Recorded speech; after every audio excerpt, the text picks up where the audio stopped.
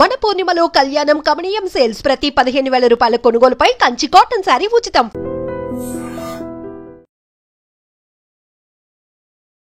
నమస్కారం, welcome to I dream. ధర్మ మార్గం విత్ విజిత కార్యక్రమానికి స్వాగతం.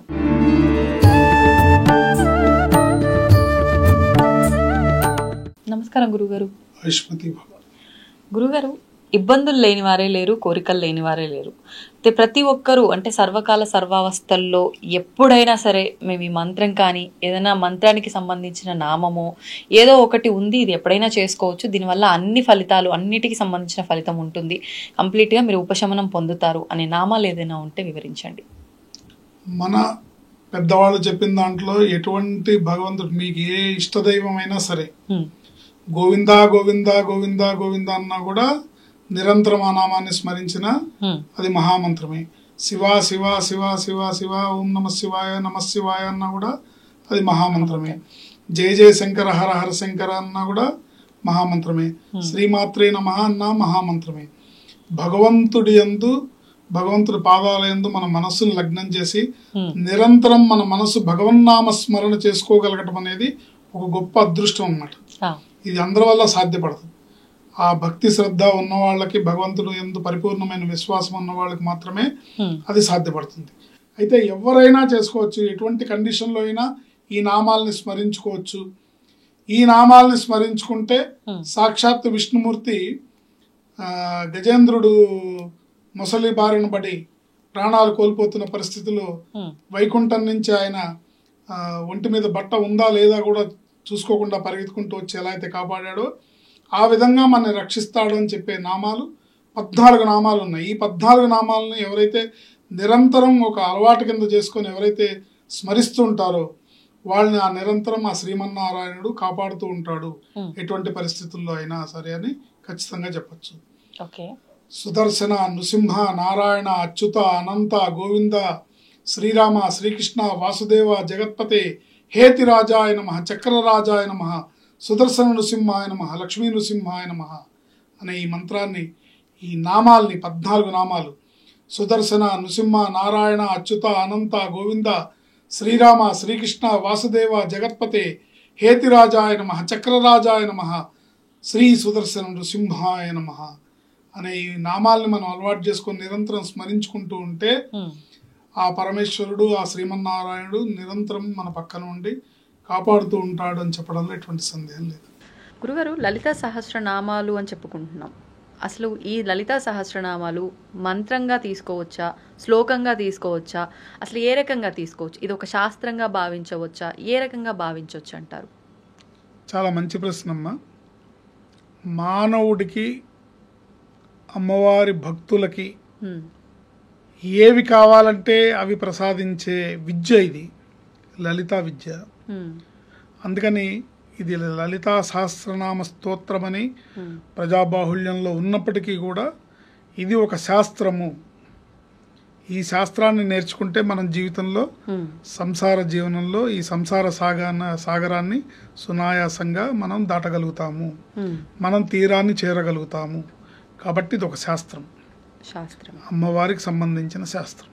ఓకే, అంటే మన జీవితాన్ని సునాయాసంగా ముందుకు తీసుకెళ్లే ఒక మార్గం శాస్త్ర రూపంలో. ఇప్పుడు సైన్స్ అంటాం. సైన్స్ అంటే ఏంటి? సామాన్య శాస్త్రం. సైన్స్ దేనికి సంబంధించింది? ఒక విషయాన్ని, టెక్నాలజీని ఇంప్లిమెంట్ చేస్తారు. అలాగే మానవ జీవితం, సంసార జీవితంలో మనకున్న ఈతి బాధలు, మన కర్మఫలము, ఏవైతే మనం జీవనాన్ని కొనసాగించాలో వీటన్నిటినీ, ఈ సంసార సాగరాన్ని ఈదటానికి, ప్రశాంతంగా జీవన గమనాన్ని ఈ సాగరాన్ని ఈదుతూ మనం తీరాన్ని చేరుకొని చివరికి అమ్మవారి సన్నిధికి చేరి అమ్మవారిలో ఐక్యమైపోవడానికి ఒక గొప్ప శాస్త్రము శ్రీ లలితా సహస్రనామ స్తోత్రం. అసలు ఈ లలితా సహస్రనామ స్తోత్రం ఎలా ఆవిష్కరించబడింది, ఎక్కడ ఆవిష్కరించబడింది అంటే ఏం చెప్పొచ్చు? ఈ లలితా సహస్రనామ స్తోత్రం మొట్టమొదటగా చింతామణి గృహంలో అమ్మవారి సభలో, పూర్తి దేవత సర్వదేవీ దేవతల యొక్క సభలో అమ్మవారు ఉన్నప్పుడు చింతామణి గృహంలో ఆవిష్కరింపబడింది. చింతామణి గృహాంతస్థ శ్రీమన్నగర నాయికాయై నమః అని అమ్మవారికి నామం. చింతామణి గృహంలో ఆమె శ్రీనగరానికి ఆవిడ నాయిక. చింతామణి గృహాంతస్థ శ్రీమన్నగర నాయికాయై నమః అక్కడ ఆవిష్కరింపబడింది. శ్రీమాత శ్రీ మహారాజ్ఞి శ్రీమత్ సింహాసనేశ్వరి. ఆ సింహాసనంలో ఆవిడ పరమేశ్వరిగా సర్వదేవతల కొలువై ఉండగా ఇది జరిగింది. గురుగారు, వేదాల గురించి చాలా గొప్పగా మాట్లాడుకుంటూ ఉంటాం. మరి లలితని గురించి మాట్లాడుకున్నా కూడా రెండు సమానమే అనిపిస్తుంది నాకు వింటుంటే మాత్రం. అసలు వేదానికి లలిత సహస్రనామాలకి మధ్య సారూప్యత ఏంటి? రెండు కూడా అపౌరుషేయములు. అంటే గురుగారు, అపౌరుషేయములు అంటే ఇవి ఎవరో రాసినవో ఎవరో చెప్పినవో కాదు. వేదాలేమో సాక్షాత్తు పరమేశ్వరుని డమరుగం నుంచి దక్షిణామూర్తి స్వరూపంలో ఆయన చిన్ముద్ర నుంచి సనక సనందనాది మహర్షులకి అందినాయి. అవి వేదాలు. అవి ఎవరో నోటితో చెప్పినవి కాదు, ఎవరో రచించినవి కాదు. అట్లాగే లలితా సహస్రనామ స్తోత్రం కూడా అమ్మవారి తేజోమయ రూపాలైన వసిన్యాది వాగ్దేవతల కిరణాల రూపంలో వెలువడింది కాబట్టి ఇది కూడా అపౌరుషేయములు.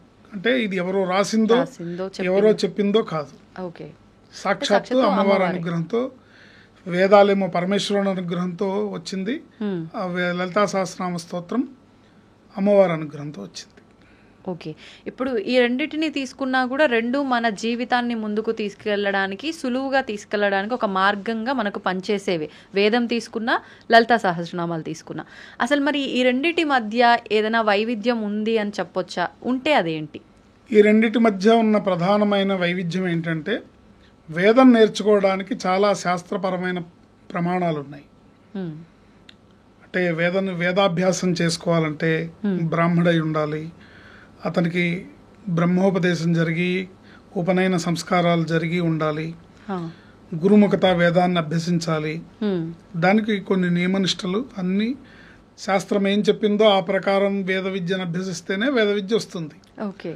ఖచ్చితంగా దానికి ఖచ్చితమైన నియమనిష్టలు ఇవన్నీ కూడా ఉన్నాయి దానికి. అంటే దానికంటూ ఒక అర్హత ఉండాలి. ఉన్న వాళ్ళే వేదాన్ని నేర్చుకోగలుగుతారు. ఎవరు పడితే వాళ్ళు వేదాన్ని నేర్చుకోలేరు. ఇవాళ నేను వెళ్ళి వేదాన్ని నేర్చుకోలేను. కానీ మా అబ్బాయిని నేను వేదంలో వేశాను. సో చిన్నప్పటి నుంచి అంటే అది ఉపనయన సంస్కారాలు మొదలుపెట్టినప్పటి నుంచే ముందుగానే నిర్ణయించుకొని వీడి జీవితం వేదంలోకి వెళ్ళాలి కాబట్టి ఆ వేదంలోనే వేయాలని చెప్పి అప్పటి నుంచి మొదలు పెట్టాల్సిన విద్య వేద విద్య. అంటే వయస్సుతో కూడా 10 సంవత్సరాలు 10-12 సంవత్సరాల విద్యది. ఇప్పుడు జీవితాంతం అందులోనే బతకాలి. వేదం నేర్చుకోవచ్చా గురుగారు? ఆడవాళ్ళు కూడా వేదం నేర్చుకోవచ్చా? శాస్త్ర ప్రకారం నేర్చుకోకూడదు. ఓకే. కానీ లలితా సహస్రనామ స్తోత్రం కూడా అమ్మవారి నుంచి వెలువడినప్పటికీ కూడా దీనికి నియమ నిబంధనలు సాధారణంగా ఉంటాయి. అంటే అంత కఠినంగా ఉండవు. వేదాభ్యాసానికి నియమ నిబంధనలు కఠినంగా ఉంటాయి, చాలా ఉంటాయి. ఎవరు పడితే వాళ్ళు నేర్చుకోలేరు. దానికి కావాల్సిన అర్హతను సంపాదించుకున్నప్పుడే నేర్చుకోగలుగుతారు. అవి కూడా అన్ని రకాల నియమనిష్టలతో కూడుకొని ఆ విద్యను అభ్యసిస్తేనే ఆ విద్య అబ్బుతుంది. కానీ లలితా సహస్రనామ విషయం వచ్చేటప్పటికీ ఇది అమ్మవారి అనుగ్రహంతో మనకు లభించినప్పటికీ కూడా నియమాలు సాధారణంగానే ఉంటాయి. అంటే కాస్త శుచి శుభ్రతతో స్నానం చేసి ఎవరైనా చదువుకోవచ్చు. అంటే ఒక జ్ఞానము అందరికీ అందాలి అని అంటే అది ఈ రూపంలో అందకపోయేసరికి ఇంకో రూపంలో మళ్ళీ దేవతలే మనకు అందిస్తున్నారు అనుకోవచ్చు ఒక రకంగా. అలా అందిందే మనకి లలితా సహస్రనామాలు. గురుగారు, మరి లలితా సహస్రనామం అని మాట్లాడుకుంటున్నాము, పారాయణ చేస్తున్నాము, అన్ని రకాల నియమాలు పాటించాలంటున్నాము. అసలు ఈ లలితా సహస్రనామం ఎవరికి బోధించారు? అసలు ఎలా మనకు తెలిసింది? సహస్రము అంటున్నాం, మరి సహస్రము అంటే ఏంటి? ఈ విషయాలు మాట్లాడుకుందాం. తప్పకుండా. ఈ లలితా సహస్రనామ స్తోత్రాన్ని సాక్షాత్తు పరమేశ్వరుడైన దక్షిణామూర్తి స్వరూపంలో ఆయన విష్ణుమూర్తి అంశ అయిన హయగ్రీవుడికి బోధించారు. శివుడి అంశ అయిన దక్షిణామూర్తి స్వామి విష్ణుమూర్తి అంశ అయిన హయగ్రీవుడికి ఈ లలితా సహస్రనామ స్తోత్రాన్ని బోధించారు. హయగ్రీవ స్వామి ఈ స్తోత్రాన్ని అగస్త్య మహామునికి బోధించారు. అగస్త్య మహాముని వారి ధర్మపత్ని లోపాముద్రాదేవి, వీరిరువురు కూడా లలితా సహస్రనామాన్ని మొదటగా ఉపాసించిన దేవతలు, ఉపాసించిన వాళ్ళు. వీరిరువురు ఈ లలితా సహస్రనామానికి గురుస్వరూపంగా మనం చెప్పుకోవచ్చు. అగస్త్య మహర్షి, లోపాముద్రాదేవి, వీరిరువురు కూడా లలితా సహస్రనామ స్తోత్రానికి గురువులు. వాళ్ళే లోకానికి అందించారు. మరి ఇప్పుడు వీళ్ళు గురువులు అంటే మనం ఏ పని చేసినా మొదట భగవంతుడి కన్నా ముందుగా గురువుకే మనం నమస్కారం చేసుకుని వాళ్ళని తలుచుకొని మొదలు పెడితే ఆ గురు బలం వల్ల మనకు ఆ పని సక్సెస్ అవుతుంది అంటారు. ఇప్పుడు లలిత పారాయణ చేసేటప్పుడు కూడా ఒక్కసారి వీళ్ళు ఇరువురికి కూడా నమస్కారం చేయాలి. లలితా సహస్రనామ స్తోత్ర పారాయణ చేసేటప్పుడు అగస్త్య మహామునికి, లోపాముద్రాదేవికి, హయగ్రీవ స్వామికి, దక్షిణామూర్తికి, నలుగురికి చేయాలి. నమస్కారం చేసుకొని ప్రారంభించాలి. అందులో ఉంటాయి శ్లోకాలు. ఓకే, ప్రారంభంలో. ఇప్పుడు ప్రత్యేకించి అంటే ఏదైనా మనం మంత్రం కానివ్వండి ఇలాంటివి ఏమైనా చేసేటప్పుడు ప్రారంభించేటప్పుడు ఖచ్చితంగా గురువు ద్వారా ఉపదేశం తీసుకోవాలి అని అంటారు. ఇవి నామాలు అయినప్పటికీ మనం మంత్రాలుగానే భావన చేస్తున్నాం, ఒక్కొక్క నామం ఒక్కొక్క మంత్రం అని. మరి ప్రత్యేకించి ఇవి గురువులు మనకు ఉపదేశించినవి, పరిచయం చేసినవే కాబట్టి గురువుతో అవసరం లేదా, మళ్ళీ గురువు ద్వారానే మనం తీసుకోవాల్సి ఉంటుందా మొట్టమొదటగా? అంటే మీరు విశేషంగా దీన్ని సాధన చేయాలి. లలితా సహస్రనామ స్తోత్రం యొక్క విశేషమైన ఫలితాన్ని మనం అందుకోవాలి, అమ్మవారిని చేరుకోవాలి, పరిపూర్ణంగా దీని యొక్క భావాన్ని సంగ్రహించాలి, పరిపూర్ణంగా మనం దీన్ని అర్థం చేసుకోవాలంటే గనక గురుముఖత తీసుకొని ఏ పదాన్ని ఎలా పలకాలో అలా సాధన చేస్తే అద్భుతమైన విద్య శ్రీ లలితా విద్య. దీన్ని శ్రీ లలితా విద్య అంటారు. అద్భుతంగా మనకి అబ్బుతుంది. గురుముఖత తీసుకున్నది మనకి తొందరగా అబ్బుతుంది. ఇప్పుడు అంటే గురుగారు చాలా వరకు మనం చేస్తున్న పూజలు కానివ్వండి, పారాయణలు కానివ్వండి, ప్రతి ఒక్కటి కామ్యం కోసమే మనం చేస్తూ ఉంటాం. చాలా వరకు కూడా మాకేదో ఇబ్బంది ఉంది, ఆ ఇబ్బంది తొలగిపోవాలి, లేదు నాకు ఒక కోరిక ఉంది, ఆ కోరిక నెరవేరాలి, ఇలా చేయాలనుకున్న వాళ్ళు కూడా గురుముఖతన తీసుకొని అలా చేయొచ్చా? లేదు నేను అమ్మవారి పైన భక్తి శ్రద్ధలతో నా భక్తిని చాటించాలనుకుంటున్నాను అనుకున్న వాళ్ళు మాత్రమే ఉపదేశం తీసుకోవాలంటారా? ఎవరైనా తీసుకోవచ్చు.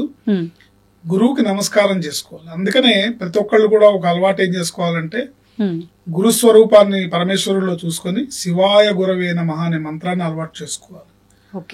అంటే మనకి అర్హులైన గురువులు మనకి తారసపడి వాళ్ళని మీరు అడిగి వాళ్ళు మీకు ఇస్తాము అంటే గనక వాళ్ళ ద్వారా ఉపదేశం తీసుకుంటే మంచిది. లేకపోతే పార్వతీ పరమేశ్వరులనే గురుస్వరూపంగా భావించి అగస్త్య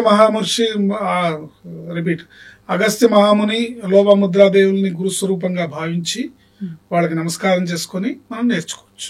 ఓకే, మరి సహస్రము అంటున్నాం, అసలు ఏంటి సహస్రము అంటే ఏంటి? సహస్రము అంటే పైకి కనపడే అర్థం 1000 అని. కానీ సహస్రం అంటే శాస్త్రంలో చెప్పిన అర్థం ఏంటంటే అనంతము అని అర్థం. అబండెంట్, లిమిట్ లేదు, అబండెంట్ అని అర్థం. సహస్రం అన్నది అంటే అనంతవాచక శబ్దం, అనంత తత్వానికి సంకేతం. విశ్వం, సహస్రం, శతం, సర్వం ఇవన్నీ అక్షయతత్వాన్ని చూపిస్తుంటాయి, అనంతత్వాన్ని తెలియజేస్తాయి. అనంత భగవతత్వాన్ని అనుసంధానం చేసిన ఫలితం ఈ సహస్రనామ స్తోత్ర పారాయణం వల్ల మనకు దొక్కుతుంది. గురుగారు, మరి ఇప్పుడు ఇది అమ్మవారికి సంబంధించిన ఈ లలితా సహస్రనామాలు శ్రీ విద్య అని చెప్పన్నారు. ఇందాక ఉపాసనా పరంగా తీసుకొని మనం ఇదంతా చేయటం, ఇదంతా కూడా ఒక విద్యతో సమానమైంది. ఇప్పుడు ఈ శ్రీ విద్యకు సంబంధించి సూత్ర గ్రంథం ఏదైనా ఉందా? శ్రీ విద్యకి సూత్ర గ్రంథమే ఈ లలితా సహస్రనామ స్తోత్రం. శ్రీ విద్యలో ఉన్న మంత్రాలు, ఆ మంత్రాల యొక్క అర్థాలు, భావాలు అన్ని కూడా ఈ లలితా సహస్రనామ స్తోత్రంలో ఉన్నాయి. ఓకే, మరి ఇప్పుడు శ్రీ విద్యలో ప్రత్యేకించి అక్కడ ఎన్ని అంటే నామరూపంలో ఉంటాయా, మంత్ర రూపంలో? ఇక్కడ చూసుకుంటే మనకు నామరూపంలో ఉన్న మంత్రాలు, అక్కడ మహామంత్రాలు ఉంటాయి. అవి శ్రీ విద్య అనేది విడిగా గురుముఖత, గురు పరంపరలో మనం నేర్చుకొని ఉపదేశం తీసుకొని చేయాల్సిన మంత్రాలు. ఓకే, అంటే ఈ రకంగా మనం లలిత చేసినట్టుగా చేసినంత ఇదిగా చేయటం కాదు. అక్కడ మంత్రాలు అన్ని రకాల దేవతలు అమ్మంటే అమ్మవారు సింహాసనంలో ఉంటారు. శ్రీమాత, శ్రీ మహారాజ్ఞి, శ్రీమత్ సింహాసనేశ్వరి, చిదగ్నికుండ సంభూత, దేవకార్య సముద్యత.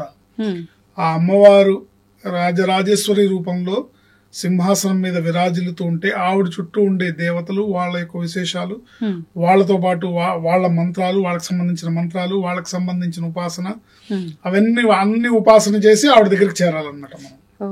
అంటే ఒక సీఎం గారి దగ్గరికి వెళ్ళాలంటే, లేకపోతే ఒక రాష్ట్రపతి దగ్గరికి వెళ్ళాలంటే మనం ఎన్ని స్టేజెస్ లో దాటి గేట్ బయట సెక్యూరిటీ దగ్గర నుంచి లోపల పిఎస్ ఆఫీసు, పర్సనల్ సెక్రటరీ, అక్కడి నుంచి అట్లా అన్ని రకాల వింగ్స్ దాటుకుంటూ ఎలా వెళ్ళి ఎలా అయితే ఫైనల్ గా రాష్ట్రపతిని కలుస్తామో, అట్లా శ్రీ విద్య అంటే అమ్మవారి దగ్గర ఉండే పరివార దేవతలు అంతే, మొత్తం అందరు దేవతలు ఎవరెవరు ఉంటారో ఆ దేవతలందరికి సంబంధించిన మహామంత్రాల సమాహారమే శ్రీ విద్య.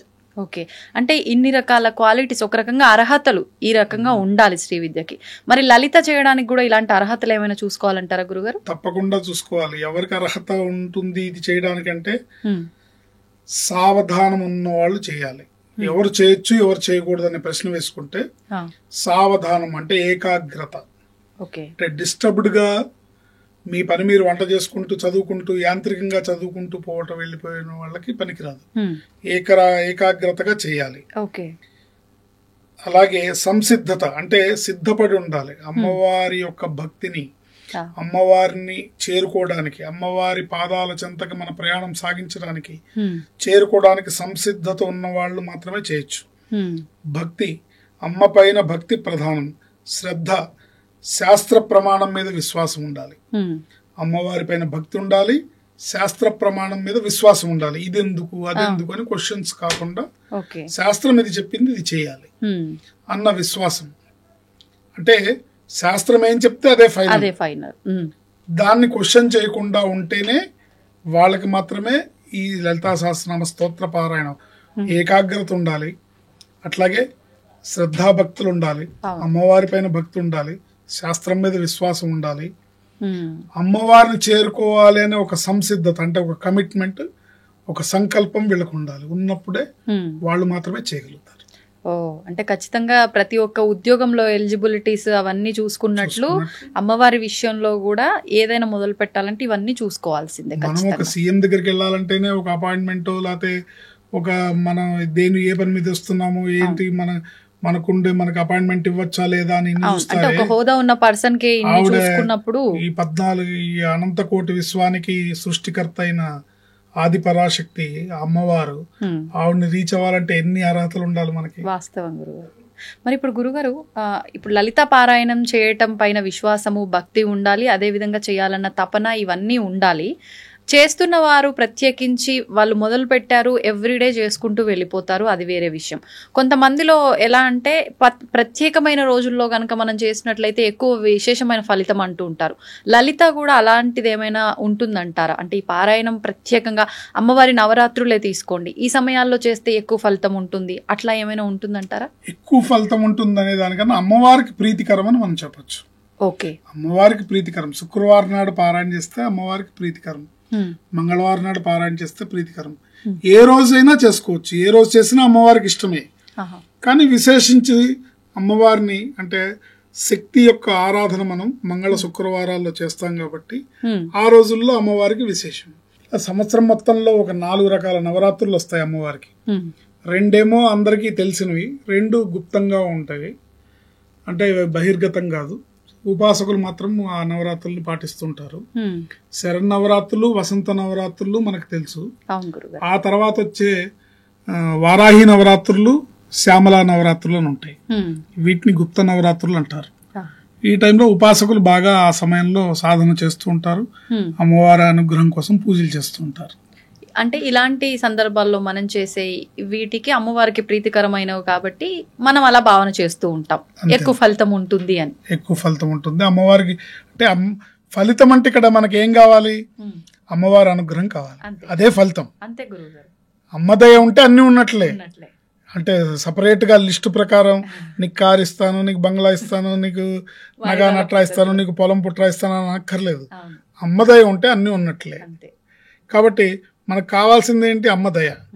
అమ్మదయ కావాలంటే ఆవిడకి విశేషమైన రోజుల్లో ఈ సందర్భాల్లో చేస్తే ఆవిడకి ప్రీతికరం, ఆ సమయంలో అనుగ్రహం ఎక్కువగా లభిస్తుందని పెద్దలు విశ్వసిస్తారు, మనకు అదే బోధించారు, మనం అదే పాటించి ముందుకెళ్ళాలి. అంతే గురుగారు. లలితా సహస్రనామాల గురించి ఈ మధ్యకాలంలో ఎక్కువగా వింటూ ఉన్నాం. చాలా మంది ఎక్కువగా పారాయణ చేస్తూ ఉన్నారు కూడా. అంటే సింగిల్ గా చేయడం కన్నా కూడా ఎక్కువగా ఒక 10 మంది ఒక్కడ కూర్చున్నారు అంటే ఖచ్చితంగా ఏదైనా ఫెస్టివల్ ఉన్నా ఏమున్నా లలిత పారాయణం చెయ్యాలి అని చెప్పి.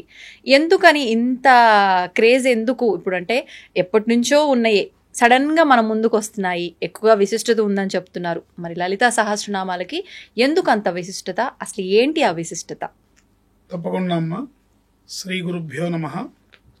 మాలాం శృణీం పుస్తకపాశహస్తాం బాలాంబికాం శ్రీ లలితా కుమారీం కుమార కామేశ్వర కైళిలోలాం నమామి బాలాం నవవర్షవేషాం. శ్రీమాత్రే నమః. లలితా సహస్రనామ స్తోత్రం అనేది చాలా విశేషమైందమ్మా. దాని గురించి పెద్దలు చెప్పిన విశేషాలని ప్రజల్లోకి బాగా దూసుకువెళ్ళాయి. ఈ లలితా సహస్రనామ స్తోత్రం విశేషంగా ప్రాచుర్యం పొందడానికి ఒక 25-35 ఏళ్ల క్రితం రాజమండ్రిలో పురాణ పండ రాధాకృష్ణమూర్తి గారని ఆయన ఎక్కువగా దీన్ని ప్రచారం చేశారు. లలితా సహస్రనామం పుస్తకాలు ప్రింట్ చేసి ఫ్రీగా అందరికి పంచిపెట్టడం, అది ప్రజాబాహుళ్యంలోకి బాగా తీసుకొచ్చారు. ఆయన పురాణ పండ రాధాకృష్ణమూర్తి గారని భాగవత మందిరం రాజమండ్రి. అంటే మీరు ఉషశ్రీ గారి పేరు వినే ఉంటారు. ఉషశ్రీ గారు అన్నగారు అన్నమాట. ఆయన అంటే ఇది యాక్చువల్గా ఏంటంటే లలిత రహస్యనామ సహస్ర స్తోత్రం అంటారు దీన్ని. అంటే ఈ నామాలన్నీ కూడా చాలా రహస్యమైనవి, గుప్తమైనవి, ఇది పబ్లిక్ గా చెప్పకూడదు అనేది శాస్త్రం.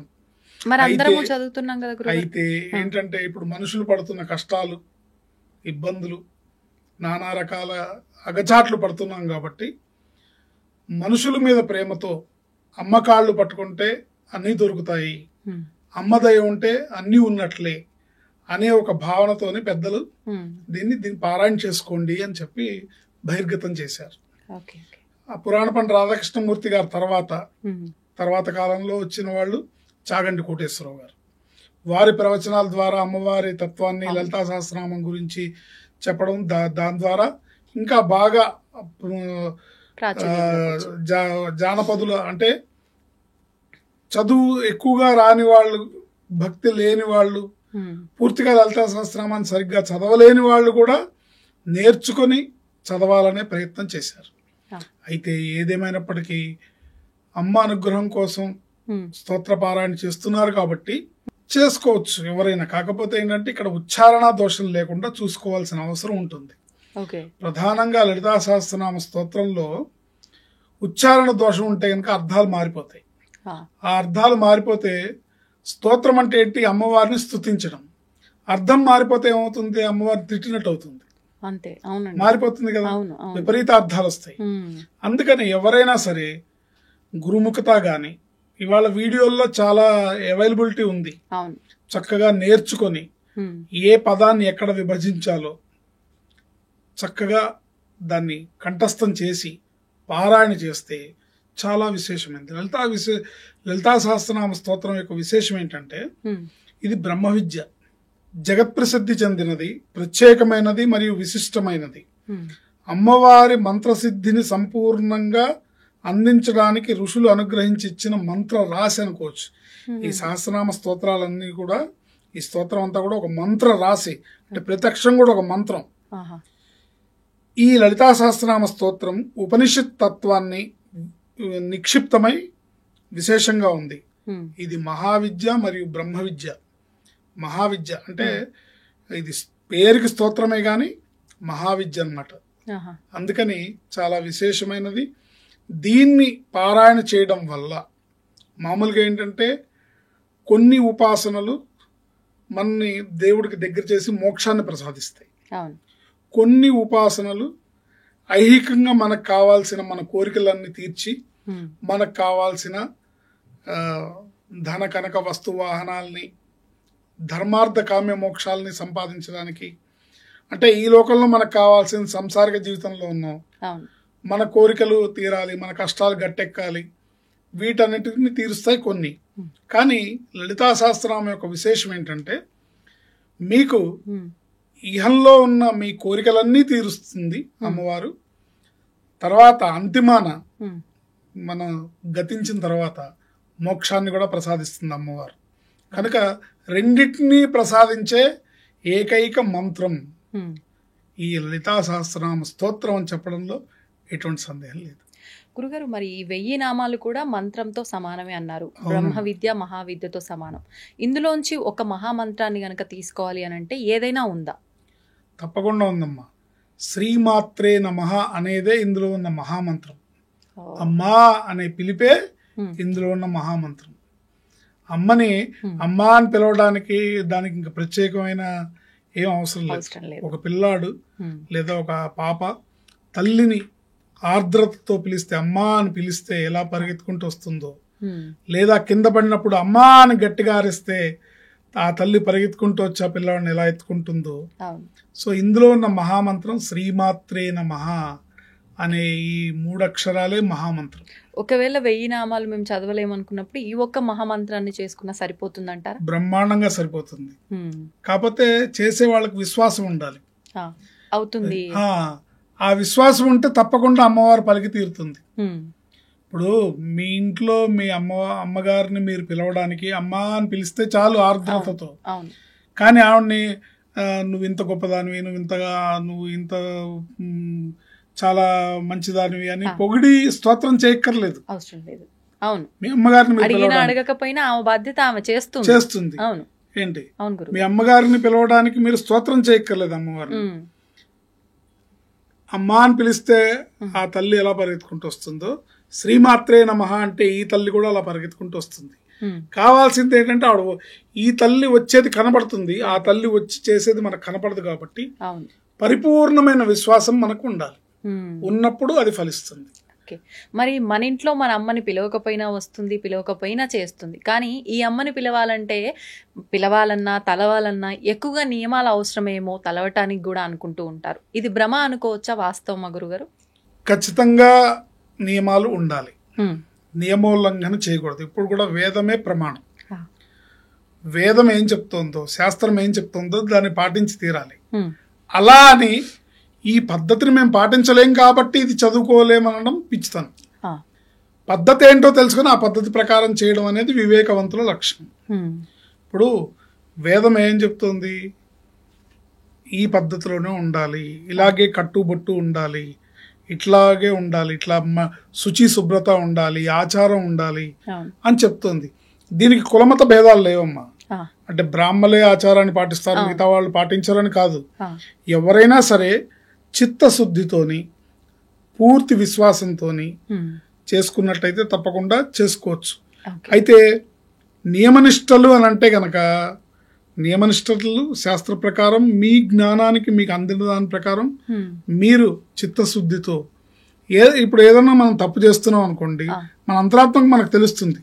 సో మన అంతరాత్మ ఒప్పుకోంది మనం చేయకుండా కరెక్ట్ గా ఉన్నదే చేసుకుంటూ వెళితే మంచిది. ఎందుకంటే శాస్త్రం ఏదంటే, ఉదాహరణకు చెప్పాలంటే స్త్రీమూర్తులు నన్ను క్షమించాలి, చాలా మంది జుట్టు విరబోసుకొని ఉంటారు. సో విరబోసుకొని చేయకూడదు, విరబోసుకొని పూజ చేయకూడదు అని శాస్త్రం చెప్తుంది. జుట్టు ఫ్రీగా వదిలేసి విరబోసుకోకూడదు అని చెప్తున్నారు. అదే ఎవరికి వాళ్ళు విన్నా కూడా దాన్ని పట్టించుకోకుండా ఏమవుతుంది? జుట్టు విరబోసుకుంటే ఏమవుతుంది? అమ్మవారు అనుగ్రహించదా? నేనేం తప్పు చేస్తున్నా, దీనికి దానికి సంబంధం ఏముంది అని అంటే, శాస్త్రం ఏం చెప్తుంది? విరబోసుకోకూడదు అని చెప్తుంది కదా. మరి విరబోసుకుంటే అమ్మవారి అనుగ్రహం లభించదా? ఎందుకు లభించదు? ఎందుకు చేయకూడదని వితండంలోకి మనం దిగకూడదు. శాస్త్రం చెప్పిందే చేయాలి. ఉదాహరణకి మనం ఒక ఏటీఎం కార్డు ఉంది. ఈ ఏటీఎం కార్డుని ఏటీఎం మిషన్ లో పెట్టి కరెక్ట్ సరైన దిశలో పెట్టి సరైన పిన్ కొడితేనే డబ్బులు వస్తాయి. రివర్స్ లో పెడితే డబ్బులు వస్తాయా? అంటే మరి మీ అకౌంట్ మీ బ్యాంకు ఎలా పడితే అలా పెడితే మరి ఎందుకు రావట్లేదు? ఒక పద్ధతి ఉంటుంది దానికి కదా. అలాగే ఇవి కూడా నియమనిష్టలు అనేవి, పద్ధతి ఆచారం అనేది, శుచి శుభ్రత అనేది అవసరము. ఉన్నప్పుడే మనం ఆ తల్లి దగ్గరికి చేరుకోగలుగుతాం. ఆవిడ జగన్మాత, శ్రీమాత, ఈ జగత్తునంతటికి సృష్టించిన సృష్టికర్త ఆవిడ. ఆవిడ అనుగ్రహం మన మీద ప్రసరింపబడాలంటే శాస్త్రం చెప్పిన రీతిగానే మనం వెళ్ళాలి. అంతే. వాటిని అలవర్చుకోవడం పెద్ద కష్టమేం కాదు. అవును. ఇక్కడ యాటిట్యూడ్ ప్రాబ్లం, ఉమ్. అంటే ఆలోచన విధానం. ఆ. ఎందుకు రాదు? ఉమ్. ఎందుకు మగవాళ్ళు పంచే కట్టుకోవాలి? ఎందుకు ప్యాంట్ షర్ట్ వేసుకొని పూజ చేయకూడదా? ఆ. ఎందుకు ప్యాంట్ షర్ట్ వేసుకొని గుడికి వెళ్ళకూడదా? ఎందుకు వెళ్ళకూడదు? ఎందుకు పంచే కట్టుకోవాలి? ఎందుకు పైన కండువా వేసుకోవాలి? ఇట్లా వితండవాదం చేయడంతోనే అవును. మన సమయం అంతా వృధా అవుతుంది అంటూ ఉంటారు గురుగారు. వాస్తవం. అంటే భక్తి ప్రాధాన్యం అంటూ ఉంటారు, మనస్సు పెట్టి మనం చేసే పని చేయాలంటారు. మన వేషధారణతో ఏం సంబంధం, ఇలా మాట్లాడే వాళ్ళు కూడా ఉంటారు. సంబంధం ఉంటుంది, అది తెలుసుకోవడానికి మనం ప్రయత్నం చేయాలి. సంబంధం ఖచ్చితంగా ఉంటుంది. ఉమ్. ఆ సంబంధం ఏంటి? ఎందుకు వద్దన్నారు పెద్దవాళ్ళు? ఇలా ఎందుకు కట్టుకోకూడదన్నారు? అవును. ఎందుకు జుట్టు విరబోసుకోకూడదన్నారు? ఎందుకు ఖచ్చితంగా నుదుటిన తిలకాన్ని సింధూరాన్ని పెట్టుకోమన్నారు? ఎందుకు ఆడవాళ్ళని బొట్టు పెట్టుకోమన్నారు? ఎందుకు చేతికి గాజులు అవన్నీ వేసుకోమన్నారు? ఎందుకు మంగళసూత్రాలు వేసుకోమన్నారు? ఎందుకు పెళ్ళైన వాళ్ళు కాళ్ళకి మట్టెలు పెట్టుకోమన్నారు? ఎందుకు అనే దాంట్లోకి శోధనలోకి వెళ్ళి తెలుసుకునే ప్రయత్నం చేస్తే మనకు అనేక విషయాలు, అద్భుతమైన విషయాలు మన హైందవ ధర్మంలో మనకు తెలుస్తాయి. వాటిని తెలుసుకొని ముందుకు వెళితే మన జన్మ ధన్యం అవుతుంది. తెలుసుకోకుండా వితండంగా వాదిస్తే మనకి మనము హెల్ప్ చేసుకోలేము, మనం ఇతరులకి హెల్ప్ చేయలేము. అంతే. మనకి మనం సహాయపడాలన్నా, మనం ఇతరులకు సహాయపడాలన్నా మనం శాస్త్రాన్ని తెలుసుకోవడమే ఉత్తమమైన మార్గము. అంతే. సంతోషం గురుగారు, నిజంగా చాలా చక్కగా వివరించారు లలితా సహస్రనామాల యొక్క విశిష్టతని. దాంతోపాటు చాలా మందిలో సందేహాలు, అరే చేస్తున్నాము కానీ మేము ఎలా చేస్తున్నాము, ఏంటి కరెక్ట్గా నియమాలు పాటిస్తున్నామా లేదా అని, ఆ డౌట్లన్నీ కూడా క్లియర్ చేశారు. గురుగారు, మనం ఇంతకు ముందర లలితా సహస్రనామ పారాయణ గురించి మాట్లాడుకున్నప్పుడు దీనికి సంబంధించి అర్హతలు కూడా చూసుకోవాలి అని చెప్పి అనుకున్నాం. ప్రత్యేకించి వీళ్ళు అసలు లలిత చేయడానికి వీలు పడదు, అసలు వీళ్ళకి చెప్పకూడదు అనేటి సందర్భాలు ఏమైనా ఉన్నాయా? అంటే సాధారణంగా అమ్మవారికి సంబంధించిన విషయాల్లో ఇది వద్దు, ఇది చెయ్యకూడదు, ఇది చెయ్యొచ్చు అనేది అయితే కండిషన్లు అవసరం లేదు అనుకుంటారు, ఎవరైనా చేయొచ్చు అని అంటూ ఉంటారు. ముఖ్యంగా లలిత చేసేటప్పుడు అర్హత చూసుకోవాలనుకున్నాం. మరి వీళ్ళకి అసలు లలిత చెప్పకూడదు అనే వ్యక్తులు ఎవరైనా ఉన్నారా? అంటే ఎవరంతా వాళ్ళు చదువుకుంటే వాళ్ళు ఎలాంటి వాళ్ళు అనేది, వాళ్ళు చదివితే ఫలితం వస్తుందా రాదా అనేది వాళ్ళ వ్యక్తిగతమైన అంశం. కానీ మనం ప్రత్యేకించి ఇదిగో నువ్వు ఈ లలితా సహస్రనామ స్తోత్రాన్ని పారాయణ చేస్తే నువ్వు ఈ కష్టాల నుంచి గట్టెక్కుతావు, నీకు ఈ ఉపయోగం ఉంటుంది, నీకు ఈ అమ్మవారి అనుగ్రహం లభిస్తుంది అని మనం అందరికీ చెప్పకూడదు. అర్హత ఉన్న వాళ్ళకే చెప్పచ్చు. ఎవరికి చెప్పకూడదు అనంటే నమ్మకం లేని వాడికి, విశ్వాసం లేని వాడికి చెప్పకూడదు. అంటే వాడు మన సొంతమే, నా సొంత తమ్ముడే, కానీ వాడికి విశ్వాసం లేదు, అమ్మవారి యందు విశ్వాసం లేదు, స్తోత్రం మీద విశ్వాసం లేదు. అలాంటి వాడిని ఒరే నువ్వు చేయరా, నువ్వు బాగుపడతావని మనం చెప్పకూడదు. తమ్ముడు తనవాడైనా ధర్మం చెప్పాలి, విశ్వాసం లేని వాడికి చెప్పకూడదు. అలాగే దుష్టులకి చెప్పకూడదు. దుష్టులు అంటే ఎవరు అనుకోవచ్చు గురుగారు? అధర్మ మార్గంలో నడిచేవాళ్ళు, అంటే బుద్ధి సవ్యంగా లేకుండా, సక్రమంగా లేకుండా వక్ర మార్గంలో బుద్ధి నడిచే వాళ్ళు ఉన్న వాళ్ళని దుష్టులు అంటారు. అలాంటి వాళ్ళకి చెప్పకూడదు. అంటే అమ్మవారి యొక్క ఎనర్జీని, అమ్మవారి యొక్క పవర్ని వాళ్ళు ఇంకో రకంగా వినియోగించే అవకాశం ఉంటుంది. కాబట్టి వాళ్ళకి ఇది చేయమని మనం చెప్పకూడదు. దుష్టులకి చెప్పకూడదు. దుర్బుద్ధి ఉన్న వాళ్ళకి చెప్పకూడదు. ఇంకా బాగా అర్థం కావాలంటే దుర్బుద్ధి ఉన్న వాళ్ళకి చెప్పకూడదు. ఓకే, మొండి వాళ్ళకి చెప్పకూడదు. అంటే చెప్పినా వినని వాళ్ళు, వాడికి అన్ని అర్హతలు ఉన్నాయి కానీ మనం చెప్తే వినడు, చేయడు. వాడికి పార్టీకి 10 సార్లు నువ్వు చేయరా బాగుపడతావు అని చెప్పకూడదు. విశ్వాసం లేని వారికి చెప్పకూడదు, మొండి వారికి చెప్పకూడదు, దుష్టులకు చెప్పకూడదు. ఈ 3 పాయింట్లు గుర్తుపెట్టుకోండి. కానీ గురుగారు, చాలా వరకు అంటే మంచి వాళ్ళని మళ్ళీ కొత్తగా మనం ఏం ముందుకు తీసుకెళ్లాల్సిన అవసరం లేదు. ఇలా చెడు దారిలో ఉన్న వాళ్ళని ఏదో ఒక రూపంలో దాని నుంచి బయటికి తేవాలి అనుకున్నప్పుడు ఖచ్చితంగా ప్రతి ఒక్కరూ, అంటే ఉదాహరణకి ఇప్పుడు దీక్షలు ఇలాంటివి తీసుకోవాలి అని అంటే కొంతమంది భక్తితో తీసుకుంటారు, కొంతమంది చెడు వ్యసనాలు ఉంటే అవి మాన్పించడం కోసం అమ్మవారి దీక్షలో, స్వామి దీక్షలో ఏదో ఒకటి తీసుకుంటే అయినా మారుతారు అన్న ఉద్దేశంతో దైవ మార్గం సైడ్ తీసుకొస్తూ ఉంటారు. మరి ఎందుకని ప్రత్యేకించి లలితలో ఇలాంటి కండిషన్ ఎందుకు పెట్టడం జరిగింది? ఎందుకు పెట్టాలంటే ఇది లలితా సహస్రనామ స్తోత్రం అనేది, లలితా అమ్మవారి ఉపాసన అనేది బ్రహ్మ విద్య. బ్రహ్మ విద్య అర్హత ఉన్న వాళ్ళే చేయాలి. ఆ అర్హతను సంపాదించుకోవడానికి నువ్వు రకరకాల దీక్షలు, రకరకాల అమ్మవారికి గుడికెళ్ళి ప్రదక్షిణాలు చేయొచ్చు, అమ్మవారి స్తోత్ర పాఠనం చేయొచ్చు, అమ్మవారి దీక్ష తీసుకోవచ్చు, అమ్మవారి దగ్గర నువ్వు పొర్లుడు దండాలు చేయొచ్చు. కొంత నువ్వు పరిశుద్ధత అంటే ఆత్మతత్వాన్ని నువ్వు చిత్తశుద్ధిని కనుక నువ్వు సంపాదించుకున్న తర్వాత ఈ అమ్మవారిని లలితా సహస్రనామ స్తోత్రాన్ని చేసుకునే అర్హత లభిస్తుంది. గురుగారు, ఇప్పుడు ఎన్నెన్నో రకాల ఉపాసనలు ఉన్నాయి, మరి ప్రత్యేకించి ఈ లలిత సహస్రనామాలు ఏ ఉపాసనకు సంబంధించినవి? అమ్మ నామాలన్నీ కూడా సగుణ బ్రహ్మ ఉపాసనకు సంబంధించినవి.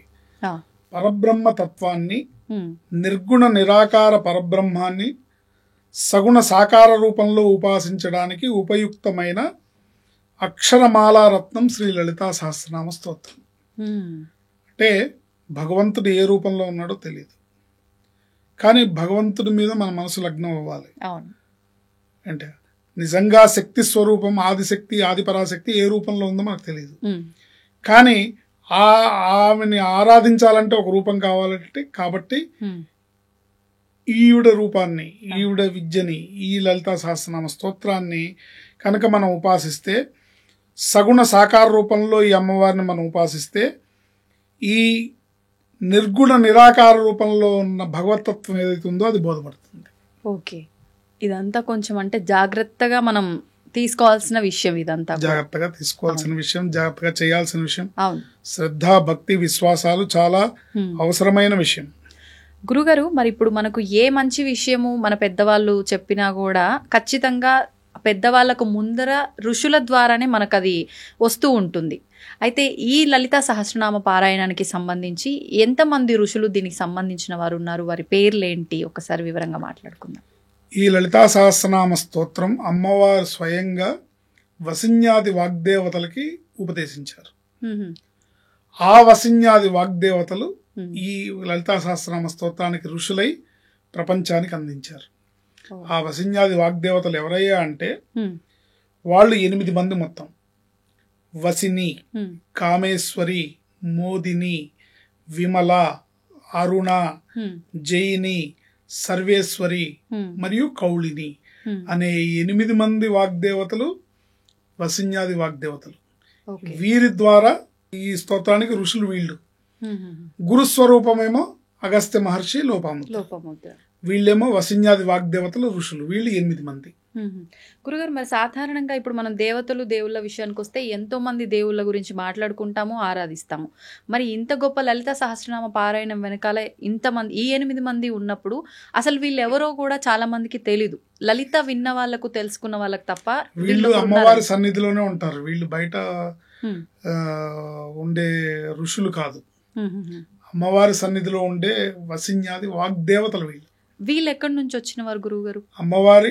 అమ్మవారి తేజోమయ కిరణాల్లోంచి పుట్టిన వాళ్ళు వీళ్ళు. అమ్మవారి కాంతిలోంచి ఉద్యద్భాను సహస్రాభా చతుర్బాహు సమన్విత రాగస్వరూప పాషాఢ్య క్రోధాకారాంకుశోజ్వల. ఉద్యద్భాను సహస్రాభ అంటే, ఉద్యద్భాను సహస్రాభ అంటే ఉదయిస్తున్న సూర్యుడు కాంతి ఎలా ఉంటుందో అలాంటి 1000 మంది సూర్యులు ఎంత కాంతి ఉంటుందో. ఇందాకే మనం చెప్పుకున్నాం గత ఎపిసోడ్లో, 1000 అంటే అనంతము అని. అంటే అనంత సూర్యకోటి ఉదయిస్తుంటే ఎలా ఉంటుందో అమ్మవారి కాంతి అలా ఉంది, అమ్మవారి రూపం అలా ఉంది.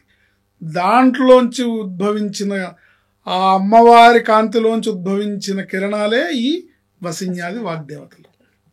మరి అంటే అమ్మవారిని ఆరాధిస్తే మనం ఆరాధించడానికి ముందు మామూలుగా ఇప్పుడు దేవుళ్ళని ఆరాధించేటప్పుడు ఆయన గణాలకు సంబంధించి, పరివార దేవతలకు సంబంధించి కూడా మనం ఆరాధించాలి అంటూ ఉంటారు.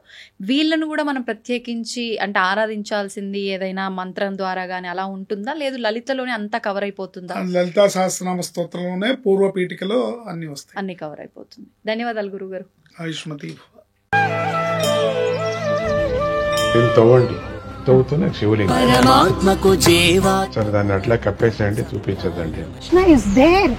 మూర్తి పూజ కాదు, సాక్షాత్ బ్రజేంద్ర నందన భగవాన్ ఉన్నారు మూర్తిలో. ఏమీ ఆశించకుండా ఆరాధించే వాళ్ళు కూడా ఉన్నారా ప్రభుజీ? నిజమైన భక్తి అంటే మనకు తెలియదు కాబట్టి